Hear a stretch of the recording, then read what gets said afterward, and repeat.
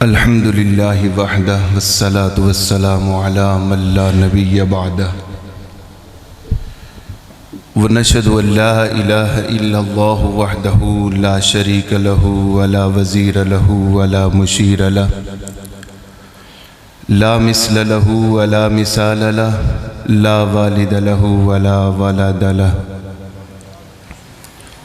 ازلی ابدی احدی صمدی فردی فریدی لا اول له ولا آخر له لا ظاہر له ولا باطن له ونشهد ان سیدنا وسندنا ومولانا وملجأنا وحبیبنا وحبیب ربنا وطبیبنا وطبیب قلوبنا سیدنا ومولانا محمد عبدہ ورسولہ اما بعد فاعوذ باللہ من الشیطان اللعین الرجیم بسم اللہ الرحمن الرحیم والضحیٰ واللیل اذا سجا صدق اللہ مولانا العظیم وبلغنا رسولہ النبی الکریم الامین ونحن علی ذالک لمن الشاہدین والشاکرین والحمد للہ رب العالمین ان اللہ وملائکتہ یصلون علی النبی یا ایہا الذین آمنوا صلوا علیہ وسلموا تسلیما محبت کے ساتھ حضور علیہ السلام کی بارگاہ ناز میں درود و سلام کا ہدیہ پیش کریں الصلاۃ والسلام علیک یا سیدی یا رسول اللہ وعلی آلک و اصحابک یا سیدی یا حبیب اللہ الصلاۃ والسلام علیک یا خاتم النبیین وعلی آلک و اصحابک یا رحمت للعالمین دل میں جگر میں آنکھ میں بس تو ہی تو رہے دل میں جگر میں آنکھ میں بس تو ہی تو رہے اس کے سوا نہ اور کوئی آرزو رہے دل میں جگر میں آنکھ میں بس تو ہی تو رہے اس کے سوا نہ اور کوئی آرزو رہے حسرت یہی رہے یہی جستجو رہے حسرت یہی رہے یہی جستجو رہے نظریں جدھر اٹھاؤں ادھر تو ہی تو رہے نظریں جدھر اٹھاؤں ادھر تو ہی تو رہے بس اس التجا کے بعد کوئی التجا نہیں بس اس التجا کے بعد کوئی التجا نہیں میرا صنم ہمیشہ میرے روبرو رہے میرا صنم ہمیشہ میرے روبرو رہے ایک جملہ اس میں ایڈ کر رہا ہوں بس اس التجا کے بعد کوئی التجا نہیں بس اس التجا کے بعد کوئی التجا نہیں میرا مصطفیٰ ہمیشہ میرے روبرو رہے میرا مصطفیٰ ہمیشہ میرے روبرو رہے اسی اہتمام شوق سے سجدے ادا کروں اسی اہتمام شوق سے سجدے ادا کروں تیرا خیال آئے دل باوضو رہے تیرا خیال آئے دل باوضو رہے جنت میرے نصیب کی واعظ کو بخش دے جنت میرے نصیب کی واعظ کو بخش دے میرے کفن میں گیسوئے مصطفیٰ کی بو رہے میرے کفن میں گیسوئے مصطفیٰ کی بو رہے بعد از حمد و ثنا اور حضور علیہ السلام کی بارگاہ ناز میں گلہائے عقیدت پیش کرنے کے بعد زیب مسند صدارت سرمایہ اہل سنت فخر اہل سنت مجاہد تحریک ختم نبوت یادگاری اسلاف حضرت علامہ مولانا قاضی محمد صادق نسیم حیدری صاحب دامت برکاتہم العالیہ دیگر علماء کرام مشائخ اعظام اور حاضرین و سامعین اللہ رب العزت کا کروڑا احسان ہے کہ جس نے حضور علیہ السلام کے توسط سے اپنی بارگاہ میں حاضری کا شرف عطا کیا۔ اللہ رب العزت سے دعا ہے کہ اللہ رب العزت ہمارا مل بیٹھنا اپنی بارگاہ میں قبول و منظور فرمائے۔ ذکر مصطفیٰ کرنا، ذکر مصطفیٰ سننا اپنی بارگاہ میں قبول و منظور فرمائے۔ احباب جی وقار، ذکر مصطفیٰ کرنا اور ذکر مصطفیٰ سننا ہر کسی کے نصیب میں نہیں ہوتا۔ توجہ سے میری جملے سنیے گا۔ بڑے خوش نصیب ہیں آپ کہ اللہ رب العزت نے اپنے حبیب صلی اللہ علیہ وآلہ وسلم کا ذکر سننے کے لیے آپ کو پسند کیا ہے، اور ذکر مصطفیٰ کرنے اور سننے کے لیے اپنے گھر میں جمع کیا ہے۔ اپنے نصیبوں پہ خوش ہوں کہ اللہ رب العزت نے ہمیں ایسا نصیب عطا کیا ہے جس میں محبت ہی محبت ہے۔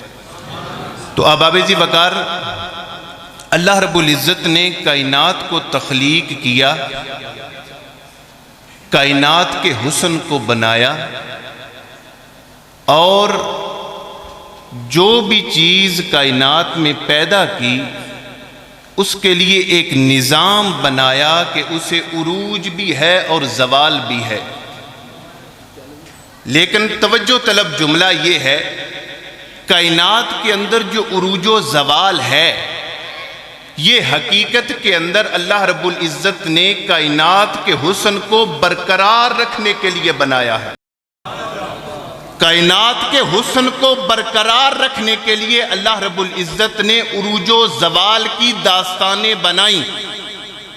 سورج ہے، چاند ہے، زمین ہے، پہاڑ ہیں، دریا ہیں، سمندر ہے، حسن ہے، جوانی ہے، بڑھاپا ہے، بچپن ہے، کوئی بھی چیز ہے، اللہ رب العزت نے ہر چیز میں عروج و زوال رکھا، اس لیے کہ جو میں نے کائنات تخلیق کی ہے اس کا حسن برقرار رہے۔ تو احباب جی وقار، اب توجہ طلب جملہ یہ ہے کہ رب نے کائنات کے حسن کو برقرار رکھا، اس کے پیچھے بنیاد کون سا حسن موجود ہے؟ کون سا حسن موجود ہے کہ جس کی وجہ سے رب کائنات کے حسن کو برقرار رکھ رہا ہے؟ احباب جی وقار، اللہ رب العزت نے کائنات میں حسن کے 10 حصے پیدا فرمائے۔ 10 حصے پیدا فرمائے، 9 حصے حسن کے صرف حضرت سیدنا یوسف علیہ السلام کو عطا کیے۔ 10 حصے عطا کیے، 9 حصے تنہا حضرت یوسف علیہ السلام کو عطا کیے، اور علماء فرماتے ہیں کہ جو ایک حصہ پوری کائنات میں تقسیم کیا، اس میں سے بھی ایک حصہ یوسف علیہ السلام کو عطا کیا گیا۔ 9 حصے الگ، ایک حصے میں سے بھی حصہ ملا، لیکن 9 حصے عطا کر کے رب نے یوسف کے حسن کی قسم نہیں اٹھائی۔ 9 حصے عطا کر کے رب نے یوسف کے حسن کی قسم نہیں کھائی۔ جب حسن کے قسم اٹھانے کی باری آئی تو احباب جی وقار کس کی قسم اٹھائی؟ وَالضُّحَىٰ وَاللَّيْلِ إِذَا سَجَىٰ مَا وَدَّعَكَ رَبُّكَ وَمَا قَلَىٰ وَلَلْآخِرَةُ خَيْرٌ لَكَ مِنَ الْأُولَىٰ وَلَسَوْفَ يُعْطِيكَ رَبُّكَ فَتَرْضَىٰ۔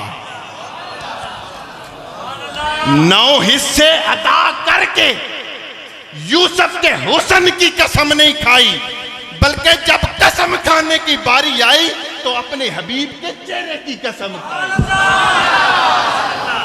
اپنے حبیب کے چہرے کی قسم کھائی۔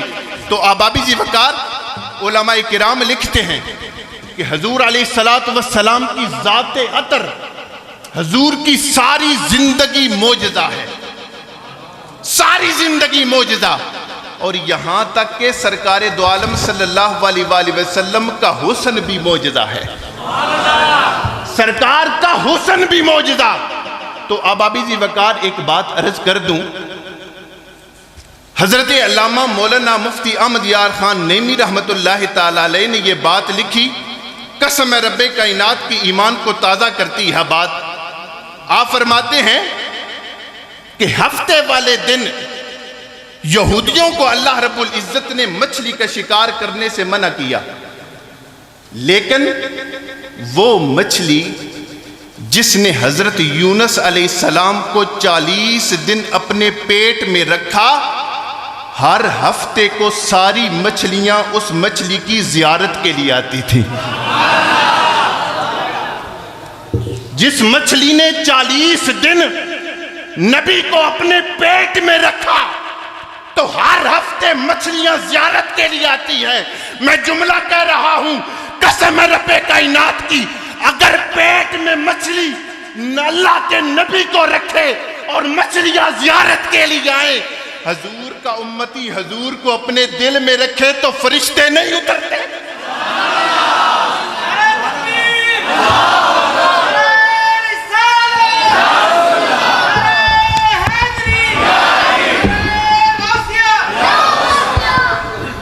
مچھلی اپنے پیٹ میں اللہ کا نبی رکھے تو مچھلیاں زیارت کے لیے آتی ہیں۔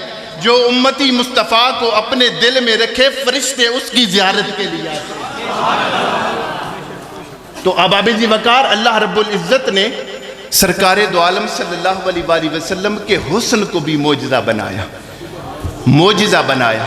جس نے بھی سرکار دو عالم صلی اللہ علیہ وآلہ وسلم کے چہرہ انور کی زیارت کی، مانے نہ مانے، لیکن جس کی بھی نظر حسن مصطفیٰ پہ پڑ گئی، حضور کا غلام بن گیا، حضور کا غلام بنا۔ احباب وقار، بخاری شریف میں واقعہ موجود ہے، سرکار دو عالم صلی اللہ علیہ وآلہ وسلم مسجد نبوی میں تشریف لائے، ایک قیدی بنا کے لائے صحابہ کرام، جرنیل، اپنے قبیلے کا سردار، ہاتھ پیچھے بندھے ہوئے، سر جھکا ہوا، سرکار دو عالم صلی اللہ علیہ وآلہ وسلم تشریف لائے۔ سرکار سامنے کھڑے ہو کے فرماتے ہیں، نام ہے سمامہ۔ سرکار فرماتے ہیں، سمامہ سر اٹھا میرے چہرے کی زیارت کر، سر اٹھا میرے چہرے کی زیارت کر۔ اب سرکار نے دوسرا جملہ ارشاد فرمایا، سرکار نے فرمایا، سمامہ کوئی تکلیف تو نہیں ہو رہی، کوئی تکلیف تو نہیں ہو رہی؟ ہاتھ بندھے ہوئے ستون کے ساتھ پیچھے، سر جھکا ہوا، سرکار نے فرمایا، سمامہ کوئی تکلیف تو نہیں ہو رہی؟ کہتا ہے، عجیب بات ہے، قید بھی کرتے ہو اور حال بھی پوچھتے ہو، قید بھی کرتے ہو حال بھی پوچھتے ہو۔ سرکار نے فرمایا، سمامہ سر اٹھا چہرے کی زیارت کر۔ نعوذ باللہ کہتا ہے، میں نے آج تک آپ جیسا کوئی بدصورت نہیں دیکھا، میں آپ کے چہرے کی زیارت نہیں کروں گا۔ سرکار دو عالم صلی اللہ علیہ وسلم مسکرائے، غصہ نہیں فرمایا۔ سرکار نے فرمایا، سمامہ اگر تو میرے چہرے کی زیارت نہیں کرتا، میری اس وادی کی، مدینہ کی زیارت کر لے، مدینہ کی زیارت کر لے۔ کہتا ہے، جس طرح نعوذ باللہ آپ بدصورت ہیں، اسی طرح آپ کی وادی بدصورت۔ سرکار مسکراتے ہو وہ واپس تشریف لے گئے۔ دوسرے دن پھر سرکار تشریف لائے، سرکار نے فرمایا، سمامہ ضد چھوڑ، سر اٹھا میرے چہرے کی زیارت کر۔ کہتا ہے، مارنا چاہتے ہو مار دو، جو سزا دینا چاہتے ہو دے دو، لیکن میں تیرے چہرے کی زیارت نہیں کروں گا۔ میں تجھ سے وعدہ کر رہا ہوں، تیرے صحابہ کے سامنے جان سے تو مار سکتا ہے، لیکن تیرے چہرے کی طرف میں نے دیکھ نہیں سکتا۔ سرکار نے حکم ارشاد فرمایا، صحابہ اسے آزاد کر دو، اسے آزاد کر دو۔ صحابہ نے آزاد کیا، بھاگا واپس۔ بھاگتے ہوئے جا رہا تھا، دل میں خیال آیا، میں نے اس کی بے ادبی اور گستاخی میں کوئی کسر تو نہیں چھوڑی، جاتے ہوئے دیکھوں تو صحیح وہ کریم ہے کیسا، جاتے ہوئے دیکھوں وہ کریم ہے کیسا۔ جا رہا تھا، رک کے پلٹ کے آنکھیں موڑ کے دیکھتا ہے، جب اس کی نظر سرکار کے چہرہ انور پہ پڑی، جسی طرح بھاگ کے واپس جا رہا تھا اسی طرح سرکار کے قدموں میں آ گیا۔ سرکار کے قدموں میں آیا. سرکار نے فرمایا ثمامہ کیا بات ہے, تیری خواہش کے مطابق میں نے تجھے آزاد کیا, لیکن اب واپس کیوں آیا ہے؟ ثمامہ کا جواب سنیے. ثمامہ کہتے ہیں اب میری نگاہوں میں ججتا نہیں کوئی, اب میری نگاہوں میں ججتا نہیں کوئی, جیسے میری سرکار ہیں ایسا نہیں کوئی. نعرہ تکبیر, نعرہ رسالت, نعرہ تحقیق, نعرہ حیدری, نعرہ غوثیہ, لبیک لبیک لبیک یا رسول اللہ, لبیک لبیک لبیک یا رسول اللہ, لبیک لبیک لبیک یا رسول اللہ, لبیک. تاجدار ختم نبوت, تاجدار ختم نبوت, تاجدار ختم نبوت, نعرہ رسالت. یا رسول اللہ, اللہ رب العزت نے آپ کو اتنا حسن عطا فرمایا ہے, اب کیسے واپس جاؤں, کیسے واپس جاؤں؟ شاعر نے بڑی خوبصورت ترجمانی کی. وہ کہتا ہے کہ وَأَحْسَنُ مِنْكَ لَمْ تَرَكَتُ عَيْنِي وَأَجْمَلُ مِنْكَ لَمْ تَلِدِ النِّسَاءُ خُلِقْتَ مُبَرَّأً مِنْ كُلِّ عَيْبٍ كَأَنَّكَ قَدْ خُلِقْتَ كَمَا تَشَاءُ. حسینہ جمیلاں دا منہ موڑ دیتا, محمد بنا کے قلم توڑ دیتا. اتنا حسین خدا نے محبوب بنایا, میں چلا جاؤں کہ جس کی بھی نظر مصطفیٰ کے چہرہ انور پہ پڑی سرکار کا غلام بنا. اب اب جی وقار تھوڑی دیر کے لیے حبیب یمنی کے دربار میں نہ لے چلوں؟ جبل ابی قبیس پہ حبیب یمنی کی ڈیمانڈ پہ مشرکین مکہ گئے, کہا کہ محمد بن عبداللہ نے اعلان نبوت کیا ہے, نہ وہ دولت مانتا ہے, نہ شہرت مانتا ہے, نہ عورت مانتا ہے, نہ سلطنت مانتا ہے, نہ بادشاہت مانتا ہے. اب ایک حربہ رہ گیا ہے, اپنے علم کے ذریعے اس کو شکست دو, اپنے علم کے ذریعے محمد بن عبداللہ کو شکست دو. تھا عالم لیکن تھا بڑا سیانہ, تھا عالم تھا بڑا سیانہ. جب لوگوں نے کہا کہ آپ ایک حربہ ہے اس سے مناظرہ کرو اور شکست دو, اس نے کہا مکہ والوں بتاؤ تو صحیح, اس نے تمہارے درمیان زندگی گزاری ہے, اس کا کردار کیا ہے, اس کے کردار کے بارے میں تم کیا کہتے ہو؟ مشرکین مکہ کے سر جھک گئے, مجبوری تھی.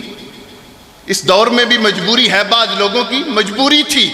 کہتے ہیں ہم ہیں دشمن, شکست اس کو دینی ہے, لیکن اس نے ساری زندگی ہمارے درمیان گزاری ہے, آج تک اس نے اپنی زبان سے جھوٹ نہیں بولا,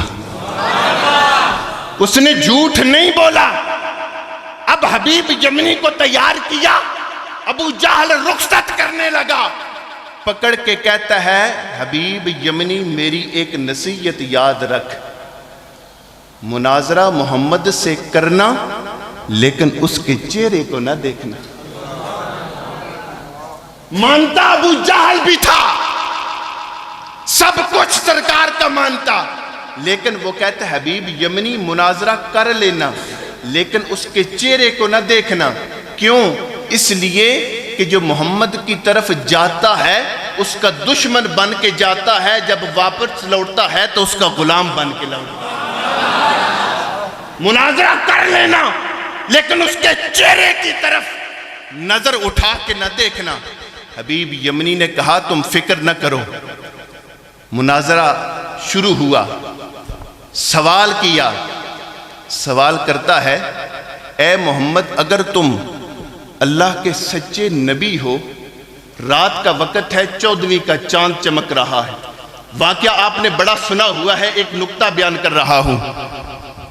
14ویں کا چاند چمک رہا ہے, سوال کرتا ہے اگر تو اپنے دعویٰ میں سچا ہے اس چاند کو 2 ٹکڑے کر کے دکھا. پہلا سوال حبیب یمنی کا, اگر تو سچا ہے چاند کے 2 ٹکڑے کر. سرکار مسکرا کے فرماتے ہیں حبیب یمنی تو کس چاند کی بات کرتا ہے؟ یہ چاند تو اس وقت بھی ہماری غلامی میں تھا جب میں حلیمہ سعدیہ کے پنگھوڑے میں تھا۔ تو کس چاند کی بات کرتا ہے؟ سرکار نے انگلی کا اشارہ کیا، چاند دو ٹکڑے ہوا، دیکھ کے کہتا ہے چاند کو توڑنا بڑا مار کا نہیں، اس کو جوڑ کے دکھا، اس کو جوڑ کے دکھا۔ سرکار نے فرمایا نادان تجھے ابھی بھی سمجھ نہیں آئی، جو توڑ سکتا ہے وہ جوڑ بھی سکتا ہے، جو توڑ سکتا ہے وہ جوڑ بھی سکتا ہے۔ سرکار نے اشارہ کیا، چاند اپنی جگہ پہ آیا اور جڑ گیا۔ دوسرا سوال کرنے لگا، کہتا ہے میرا دوسرا سوال ہے۔ سرکار نے فرمایا حبیب یمنی رک، میں بتاؤں تیرا سوال کیا ہے یا تو بتائے گا؟ میں بتاؤں یا تو بتائے گا؟ آج کا بدبخت ملا 4 روایات کو لے کر مصطفیٰ کریم صلی اللہ علیہ وآلہ وسلم کے علم غیب کے اوپر باتیں کرتا ہے۔ قسم رب کائنات کی، اس وقت کا مشرک بھی سرکار کے علم غیب کو مانتا تھا۔ سرکار نے فرمایا تو سوال بتائے گا یا میں بتاؤں؟ سرکار نے فرمایا حبیب یمنی رک، تیرے گھر میں بیٹی ہے، تو گھر میں سوال تیار کر کے لایا تھا، اگر وہ اپنے دعویٰ میں سچا ہوا تو اسے کہوں گا کہ اگر تو اللہ کا سچا نبی ہے، میرے گھر میں میری بیٹی ہے جو ٹانگوں سے معذور ہے، ہاتھوں سے معذور ہے، آنکھوں سے نابینا ہے، کانوں سے سن نہیں سکتی، زبان سے بول نہیں سکتی، اسے کہوں گا کہ اگر تو سچا ہے تو اس کو صحت عطا کر، اس کو سلامتی عطا کر۔ سرکار نے فرمایا حبیب یمنی چھوڑ مناظرہ، چھوڑ سوال، یہ ساری چیزیں بعد میں ہوں گی، اٹھ گھر جا، دروازے پہ دستک دے، اگر وہی تیری بیٹی انہی قدموں کے ساتھ چل کے، انہی ہاتھوں کے ساتھ دروازہ کھولے اور اسی زبان کے ساتھ سلام کرے، تجھے سلام کرے، آنکھوں کے ساتھ تیرا استقبال کرے، جب تو گھر میں داخل ہو تیرے قدموں پہ ہاتھ رکھ کے اسی زبان کے ساتھ میری گواہی دے دے تو مان جانا کہ مصطفیٰ بھی سچا ہے، اس کا قرآن بھی سچا ہے۔ اگر وہی تیری بیٹی انہی پاؤں کے ساتھ چل کے آئے، دروازہ کھولے ہاتھوں کے ساتھ، زبان سے تیرا استقبال کرے، تیرے قدموں پہ ہاتھ رکھ کے میری گواہی دے دے تو مان لینا کہ مصطفیٰ بھی سچا ہے، اس کا قرآن بھی سچا ہے۔ تو آبا بھی جی وقار سرکار کا یہ حسن کہ جس کی بھی نظر پڑی سرکار کا غلام بنا۔ تو آبا جی وقار تاجدار گولڑا نے بڑا خوبصورت جملہ کہا، آپ فرماتے ہیں الطیف سرا من طلعتہ، الطیف سرا من طلعتہ والشذب بدا من وفرتہ فسکرت ہنا من نظرتہ، نینا دیاں فوجاں سر چڑھیاں، دو ابرو کوس مثال دیسن، جدو نوک میں یاد دے تیر چھٹن، لباں سرخ آنکھاں کے لال یمن، چٹے دند موتی دیاں ہن لڑیاں، اس صورت نو میں جان آکھاں، جان آکھاں کہ جان جہان آکھاں، سچ آکھاں تے رب دی میں شان آکھاں، جس شان تو شانہ سب بڑیاں، جس شان تو شانہ سب بڑیاں، جس شان تو شانہ سب بڑیاں، تین حسن دا عنوان آکھاں، تین وکھاں دا قرآن آکھاں، تین حسن دا عنوان آکھاں، تین وکھیاں دا قرآن آکھاں۔ آبا جی وقار سرکار دو عالم صلی اللہ علیہ وآلہ وسلم کا حسن، جس کی بھی نظر پڑی سرکار کا غلام بنا۔ ایک دعا دے رہا ہوں حضور کے عاشقوں، قسم رب کائنات کے اللہ رب العزت اس حسن کے صدقے آج ہم جب گھر لوٹیں رات کے وقت دیدار مصطفیٰ نصیب ہو جائے، دیدار مصطفیٰ نصیب ہو جائے، جس کی بھی نظر پڑی۔ آبا جی وقار سرکار دو عالم صلی اللہ علیہ وآلہ وسلم کے پاس ایک صحابی آ کے عرض کرتا ہے یا رسول اللہ صلی اللہ علیہ وسلم میں آپ سے محبت کرتا ہوں، میں آپ سے عشق کرتا ہوں۔ سرکار نے فرمایا تو اپنی محبت میں عشق میں سچا ہے؟ عرض کرتا ہے یا رسول اللہ صلی اللہ علیہ وسلم ہاں سچا ہوں۔ سرکار نے فرمایا جب تم مجھ سے عشق کرے گا تو تکلیفیں آئیں گی، جب تو محبت کرے گا، عشق کرے گا تو تکلیفیں آئیں گی۔ تو قسم رب کائنات کی مثال دی سیدنا بلال حبشی نے۔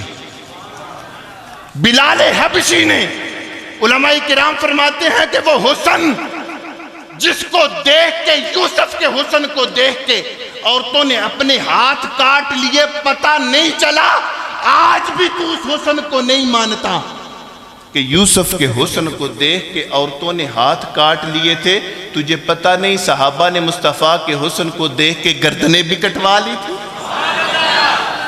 بلال حبشی فرماتے ہیں کہ جب میں اپنی زبان سے محمد محمد کرتا تو امیہ بن خلف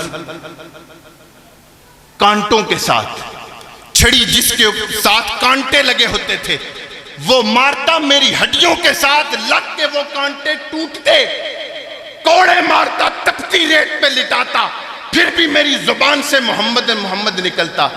تھک ہار کے کہتا ہے بلال تو کس مٹی کا بنا ہے، میں مار مار کے تھک گیا ہوں، تجھے کوئی اثر نہیں۔ بلال حبشی نے فرمایا نادان، تجھے مارنے میں مزہ آتا ہے، مجھے محمد کا نام لینے میں مزہ آتا ہے۔ تجھے مارنے میں مزہ آتا ہے، مجھے مصطفیٰ کا نام لینے میں مزہ آتا ہے۔ جس نے بھی سرکار کا حسن دیکھ لیا، جاننے تو دے دیں لیکن اسلام سے مڑا نہیں۔ تو احباب ذی وقار، یہ وہ وقت ہے کہ اگر ہم نے مصطفیٰ کا کلمہ پڑھا ہے، اپنے مسلک کو دیکھ لیجئے۔ میں بڑے دکھی دل کے ساتھ حضور سیدی ضیاء الامت جسٹس پیر محمد کرم شاہ الازہری رحمت اللہ تعالیٰ علیہ کے در کے چند ٹکڑے کھانے کی سعادت مجھے نصیب ہوئی، تو میں ایک ذمہ داری کے ساتھ بات کر رہا ہوں۔ قسم رب کائنات کی، سچا اور سچا مسلک ہونے کے باوجود آج ہم اپنی پہچان کو کھو رہے ہیں۔ اس کی وجہ کیا ہے؟ اس کی ایک ہی وجہ ہے کہ ہم نے علماء کی قدر کرنا چھوڑ دی ہے۔ علماء کی قدر کرنا چھوڑ دی ہے۔ ہم ملکی سیاست کا نام لیتے ہیں کہ سیاستدان ایسے ہیں۔ میرا ایک سوال ہے، ملکوں کی سیاست کا ہم سوال کرتے ہیں، کیا محلے میں مسجد کے ساتھ سیاست نہیں ہوتی؟ مسجد کے امام کے ساتھ، خطیب کے ساتھ، عالم دین کے ساتھ سیاست نہیں ہوتی؟ بتا تو صحیح، مجھ سے زیادہ تو جانتا ہے۔ ربیع الاول شریف سے پہلے لاہور شہر کی گلی گلی میں میلاد منانے کے اوپر کفر کے فتوے تمہارے گھروں کے سامنے نہیں پھینکے گئے؟ وہ کہاں ہے نعت خان جو ایک رات کا لاکھ لاکھ روپیہ لے کے چلے جاتے ہیں؟ دیں جواب اس کا۔ جواب نہیں دیا جا سکتا، کیوں؟ مقصد ہے پیسہ لینا۔ جواب دیں گے تو وہ آپ کے مسلک کے علماء جواب دیں گے۔ اگر وہی پیسہ جو ایک ایک رات لاکھوں روپیہ ہم ایک نعت خان کے اوپر پھینکتے ہیں، قسم رب کائنات کی، اپنے مدارس کی حالت آپ دیکھ لیں۔ مدارس جہاں مصطفیٰ کریم صلی اللہ علیہ وآلہ وسلم کا قرآن، حدیث مبارکہ سکھائی جاتی ہے، کیا حالت ہے مدارس کی؟ قسم رب کائنات کی، 1400 سال کے بعد اگر ایک شاعر اردو میں، فارسی میں، عربی میں شعر کہہ دیتا ہے، لاکھوں روپیہ جو ہے اس کے اوپر پھینکتے ہیں۔ میں کہتا ہوں خدا کی نعت کو کیوں نہ زندہ کریں جس نے اپنے مصطفیٰ کی شان میں 30 پارے نازل کیے ہیں۔ حدیث مصطفیٰ کو کیوں نہیں زندہ کیا جا رہا؟ تو احباب ذی وقار، ربیع الاول شریف کی محافل سجانے کا مقصد ایک رسم نہیں بلکہ تجدید عہد کا دن ہوتا ہے کہ ہم ان محافل کے ذریعے مصطفیٰ کریم صلی اللہ علیہ وآلہ وسلم کے قریب کرنا ہوتا ہے۔ اللہ رب العزت سے دعا ہے کہ اللہ رب العزت ہمیں دین اسلام کی سچی غلامی اور اس کے اوپر عمل کرنے کی توفیق عطا فرمائے۔ وما علینا